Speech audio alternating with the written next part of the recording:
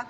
Mas agora, Adri, a gente tem um depoimento muito interessante de uma menina querida. Ela é influenciadora digital, inclusive ela está cumprindo a quarentena. Eu vou te convidar para acompanhar junto com a turma, porque ela também fala um pouquinho sobre esse momento, como é que ela está lidando com tudo isso. Vamos acompanhar.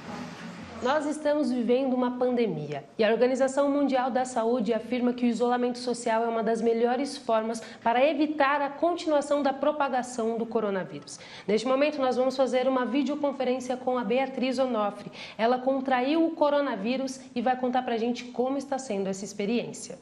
Conta pra gente há quanto tempo você está em isolamento. Eu estou em isolamento já faz 2 semanas inteiras, completas. Quando que você teve a notícia que você estava com o coronavírus? Na verdade, eu só tive a notícia no sábado, mas como eu já comecei a me sentir mal na quinta-feira retrasada, na verdade, eu já fiquei isolada. Eu preferi me isolar até receber a notícia, porque como eu tenho pais idosos, eu fiquei com medo de causar alguma coisa, transmitir para alguém e tal. Então, na quinta-feira mesmo, assim que eu acordei e eu não estava bem, eu já não vi mais ninguém, fiquei totalmente dentro de casa. E conta pra gente como foi esse processo, como que você acha que você contraiu? Eu estive no Irã por 2 semanas, eu fui fazer turismo. O Irã teve um número grande de casos, mas a volta para o Brasil foi bem complicada, porque a gente teve que passar por vários aeroportos. A gente acabou tendo que ir para Bangkok, de Bangkok a gente foi para Zurique, de Zurique a gente chegou em São Paulo. Então pode ter sido no Irã, sim, mas pode ter sido num dos aeroportos ou num avião. Na verdade, eu cheguei no Brasil bem, tinha um pessoal da área da saúde esperando o nosso grupo no aeroporto. Eles fizeram perguntas básicas em relação à febre, tosse, catarro e dor de garganta, e estava todo mundo bem. Eu, inclusive, estava super bem.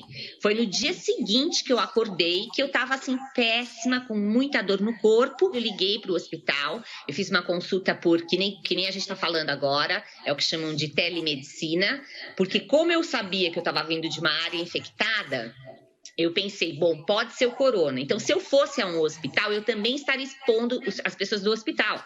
Eu falei, então eu não quero. Então, eu fiz a telemedicina. Conversei com o médico. Ele falou para mim que provavelmente era o corona, porque os sintomas que eu estava tendo batiam com o corona. E o hospital enviou uma enfermeira para a minha casa e aqui eu fiz o teste. Então, nessas 2 semanas, a única pessoa com quem eu tive foi essa enfermeira. Ela estava toda paramentada, de astronauta, para não pegar o vírus, coisa e tal. O que você sentiu durante essas 2 semanas?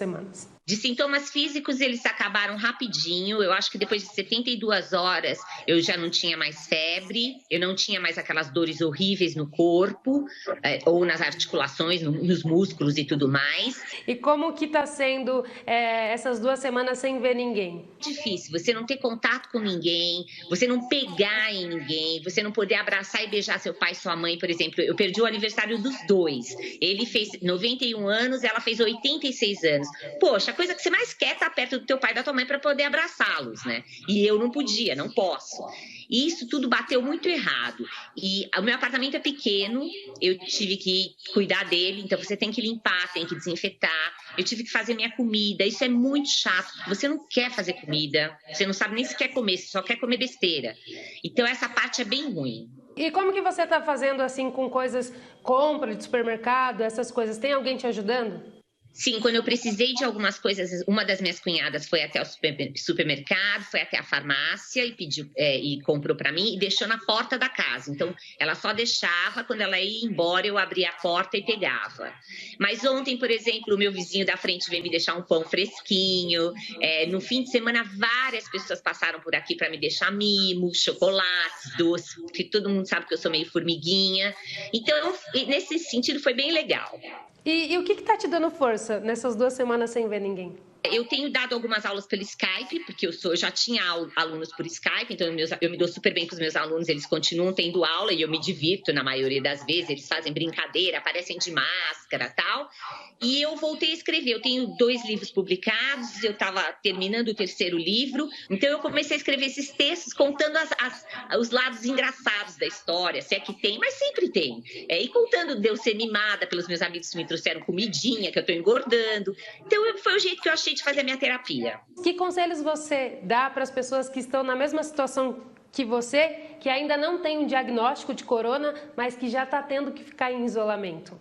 fique em isolamento, não é um bicho de 7 cabeças, tira um tempo para você, vai arrumar armário, vai ler um livro, meus livros são ótimos a propósito, vai estudar inglês, eu tenho aluno que essa semana teve 2 aulas a mais de inglês, porque agora tem tempo para estudar, vai conversar com quem você nunca conversa, vai assistir uma série, não é o fim do mundo, inspira, expira, traz um pouco de paz para dentro de si e pensa o que essa situação pode trazer para a gente, no que a gente precisa mudar efetivamente, o que é que o ser humano está fazendo de errado. Vamos parar, vamos repensar a vida, vamos acalmar, vamos refazer esse percurso que está muito turbulento para todo mundo. Muito obrigada, Beatriz.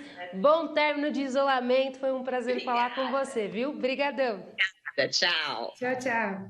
Coisa boa. A gente poder ouvir tudo isso que a Beatriz Onofre passou pra gente é maravilhoso, né? A Beatriz é escritora, vale a pena depois você conferir os livros dela. Muito obrigada, Andressa, por esse trabalho tão importante.